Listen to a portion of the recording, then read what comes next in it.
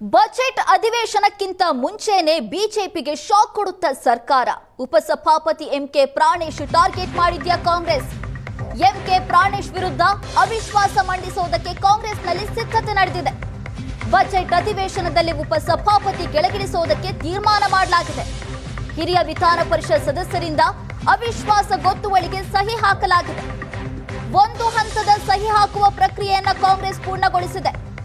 ಅಧಿವೇಶನಕ್ಕೂ 14 ದಿನ ಮುಂಚಿತ ನೋಟಿಸ್ ನೀಡಬೇಕು ಅನ್ನುವ ನಿಯಮ ಇದೆ.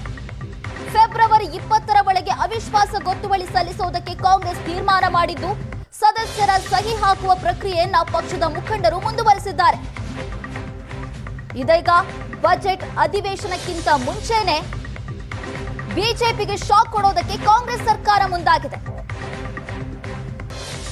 ಬಜೆಟ್ ಅಧಿವೇಶನದಲ್ಲೇ ಉಪಸಭಾಪತಿಯನ್ನ ಕೆಳಗಿಳಿಸುವುದಕ್ಕೆ ಕಾಂಗ್ರೆಸ್ ನಾಯಕರು ತೀರ್ಮಾನ ಮಾಡಿದಂತಿದೆ. ಯಾಕಂದ್ರೆ ಹಿರಿಯ ವಿಧಾನ ಪರಿಷತ್ ಸದಸ್ಯರಿಂದ ಅವಿಶ್ವಾಸ ಗೊತ್ತುವಳಿಗೆ ಸಹಿ ಹಾಕಲಾಗ್ತಾ ಇದೆ. ಈಗಾಗಲೇ ಒಂದು ಹಂತದ ಸಹಿ ಹಾಕುವ ಪ್ರಕ್ರಿಯೆ ಕೂಡ ಕಾಂಗ್ರೆಸ್ ಪೂರ್ಣಗೊಳಿಸಿದೆ. ಒಂದು ನಿಯಮ ಇದೆ, ಅಧಿವೇಶನಕ್ಕಿಂತ 14 ದಿನ ಮುಂಚೆ ನೋಟಿಸ್ ಅನ್ನು ಕೊಡಬೇಕು ಅಂತ. ಹಾಗಾಗಿ ಫೆಬ್ರವರಿ 20ರ ಒಳಗೆ ಅವಿಶ್ವಾಸ ಗೊತ್ತುವಳಿ ಸಲ್ಲಿಸುವುದಕ್ಕೆ ಕಾಂಗ್ರೆಸ್ ತೀರ್ಮಾನಿಸಿದೆ. ಸದಸ್ಯರ ಸಹಿ ಹಾಕುವ ಪ್ರಕ್ರಿಯೆ ಮುಂದುವರಿಸಿದ್ದಾರೆ ಪಕ್ಷದ ಮುಖಂಡರು.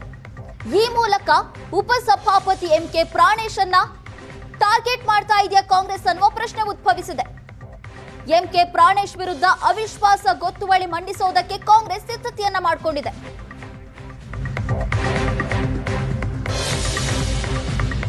ಅವಿಶ್ವಾಸ ನಿರ್ಣಯ ವಿಚಾರದಲ್ಲಿ ಕಾಂಗ್ರೆಸ್ ಪಾಳೆಯದಲ್ಲೇ ಭಿನ್ನಮತ ಸ್ಫೋಟಗೊಂಡಿದೆ.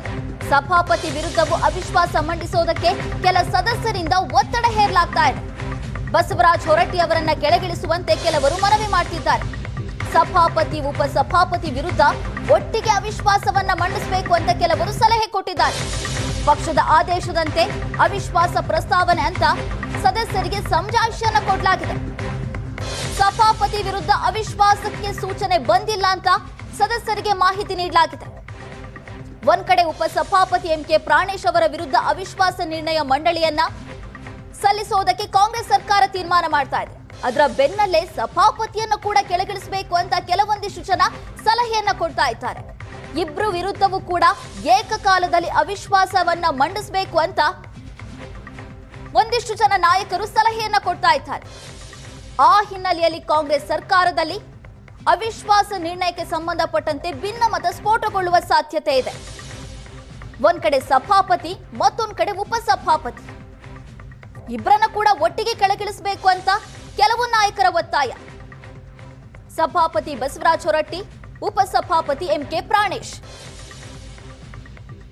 ಈಗಾಗಲೇ ಉಪಸಭಾಪತಿ ಎಂಕೆ ಪ್ರಾಣೇಶ್ ಅವರನ್ನ ಕೆಳಗಿಳಿಸುವುದಕ್ಕೆ ಕಾಂಗ್ರೆಸ್ ಎಲ್ಲಾ ರೀತಿಯ ಸಿದ್ಧತೆ ಮಾಡಿಕೊಂಡಿದೆ. ಹಲವಾರು ನಾಯಕರ ಸಹಿಯನ್ನು ಕೂಡ ಸಂಗ್ರಹ ಮಾಡಲಾಗಿದೆ. ಬಜೆಟ್ ಅಧಿವೇಶನಕ್ಕೆ 14 ದಿನ ಮುಂಚೆ ಅವಿಶ್ವಾಸ ಗೊತ್ತುವಳಿ ಮಾಡೋದಿದ್ರೆ ಅವರಿಗೆ ನೋಟಿಸ್ ಅನ್ನು ಕೊಡಬೇಕು. ಅದಕ್ಕೆ ಈಗಾಗಲೇ ಸಿದ್ಧತೆಯನ್ನ ಮಾಡಿಕೊಂಡಿದೆ ಕಾಂಗ್ರೆಸ್. ಅದರ ಮಧ್ಯದಲ್ಲಿ ಸಭಾಪತಿಯನ್ನು ಕೂಡ ಕೆಳಗಿಳಿಸಬೇಕು ಅನ್ನುವಂತಹ ಮಾತು ಕೇಳಿ ಬರ್ತಾ ಇದೆ ಕಾಂಗ್ರೆಸ್ ವಲಯದಲ್ಲಿ. ಈ ಮೂಲಕ ಬಿಜೆಪಿಗೆ ಕಾಂಗ್ರೆಸ್ ಸರ್ಕಾರ ಶಾಕ್ ಕೊಡೋದಕ್ಕೆ ಮುಂದಾಗಿದೆ.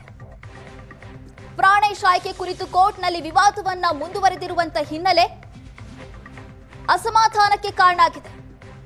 ಪ್ರಾಣೇಶ್ರನ್ನ ಮೊದಲ ಹಂತದಲ್ಲಿ ಕೆಳಗಿಳಿಸಬೇಕಾದಂತ ಅನಿವಾರ್ಯತೆ ಎದುರಾಗಿದೆ. ಆ ಹಿನ್ನೆಲೆಯಲ್ಲಿ ಈ ನಿರ್ಧಾರ ಕಾಂಗ್ರೆಸ್ನಲ್ಲಿ ನಡೀತಾ ಇದೆ. ಒಟ್ಟು ಸದಸ್ಯರ ಸಂಖ್ಯೆ 75. ಕಾಂಗ್ರೆಸ್ನಲ್ಲಿ 37 ಇದ್ದಾರೆ, ಬಿಜೆಪಿಯಲ್ಲಿ 30 ಇದ್ದಾರೆ.